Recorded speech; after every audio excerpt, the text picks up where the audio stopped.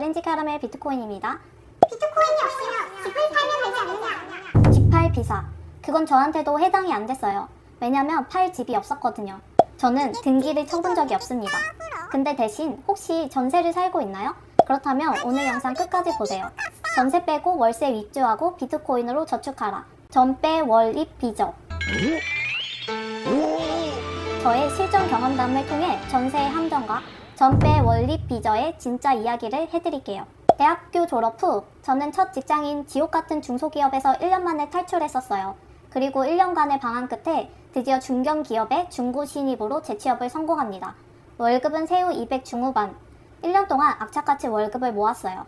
그리고 어머니가 할아버지 유산에서 조금 보태주셨고 나머지는 은행에서 생애 최초 디딤돌 대출로 채웠습니다. 그렇게 서울 오피스텔 전세 1억 2,700만원짜리 계약에 성공합니다. 그때 저는 진심으로 행복했어요. 드디어 서울에서 전세로 자취한다. 대학교 시절에도 학교가 집에서 왕복 4시간 거리였는데 고정비용을 줄이기 위해 학기 중에만 4개월씩 18만원에서 20만원짜리 고시원에서 살기도 했었었죠. 전세 계약은 목돈이 있어야지만 할 수 있잖아요. 그런 저에게 1억 2,700만원짜리 전세 계약은 세상을 다 가진 기분이었어요. 드디어 나도 목돈으로 전세 성공이다. 하지만 전세에는 함정이 있었어요. 바로 돈을 그대로 돌려받는다는 착시. 겉으로 보면 내 돈을 그대로 돌려받는 제도 같지만 사실은 내 돈을 무이자로 집주인에게 빌려주는 제도예요. 저는 돈이 묶이고 집주인은 그 돈으로 또 다른 집을 살 수 있죠. 즉 저는 제 돈은 제자리인데 집주인은 제 돈으로 자산을 불릴 수 있어요. 그래도 사회초년생인 저는 월세보다 전세가 낫다고 판단했었어요. 적어도 목돈은 돌려받을 수 있으니까요. 경매책을 10권 넘게 읽고 전세제도의 위험을 공부하고 적어도 안전한 전세로 들어가자는 생각으로 전세를 선택했습니다. 열심히 발품을 팔아 선순위 대출이 없는 안전 매물을 골랐죠. 처음엔 마음이 놓였어요. 그런데 2년 뒤 재계약 시점에 전세금 5% 인상을 통보받았습니다. 그리고 제가 입주를 하고 나서 집주인이 바뀌었었어요. 전세금 인상 통보를 받으면서 처음으로 새 집주인 번호를 알게 되었는데 번호를 저장하고 카톡 프로필을 눌러보니 프로필 사진은 서민갑부 비슷한 방송에 본인이 출연한 방송 캡처본이었습니다. 오피스텔 부자 출연자.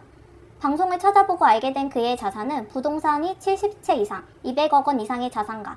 그 중에 대략 0.5%가 바로 제 전세금이었습니다. 그제서야 깨달았어요. 나 할 수도 있겠는데? 저는 생각했어요.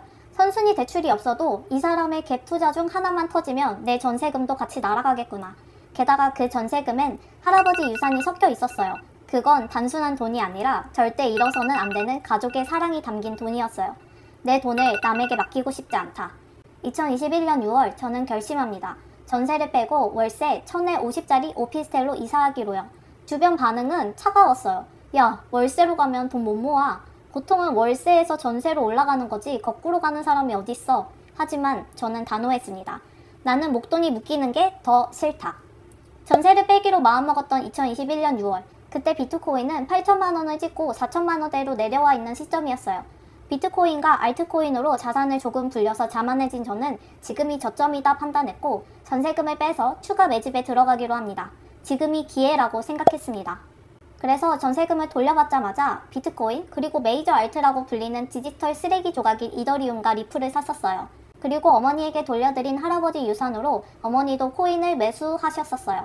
저는 직접 비트코인 발표 자료를 만들어 부모님 앞에서 프레젠테이션을 했었습니다. 엄마! 비트코인은 사기가 아니라 구매력을 저장하는 가치 저장 수단이에요. 호들해야 합니다. 어머니는 딸의 열정에 설득되셨고 할아버지 유산으로 비트코인 투자를 하기로 하셨습니다. 저는 어머니 설득을 위해 오렌지피라는 자료는 비트코인으로만 이야기해놓고 어째서인지 이더리움, 리플, 도지, 트론 등을 포트폴리오에 섞는 불효를 저질러 버렸습니다. 자녀가 있으신 부모 여러분, 절대 자녀를 믿지 마세요. 그 후 비트코인은 4천만원에서 8천만원 아주 살짝 찍고 1억을 드디어 가는 건가 싶었으나 바로 1800만원까지 폭락하고 2년간 긴 행보가 이어졌습니다. 눈물 젖은 이야기는 다 생략하고 결과만 말하면 저희 어머니는 그 비트코인을 지켜내셨습니다. 지금은 물론 남들이 볼 땐 큰 돈은 아니지만 어머니의 든든한 비자금이 되었어요. 절대 우체국이나 농협, 예금에 드러나서는 될 수 없었던 돈입니다. 장사가 한가해도 어머니는 말합니다. 이젠 그래도 마음이 편하다.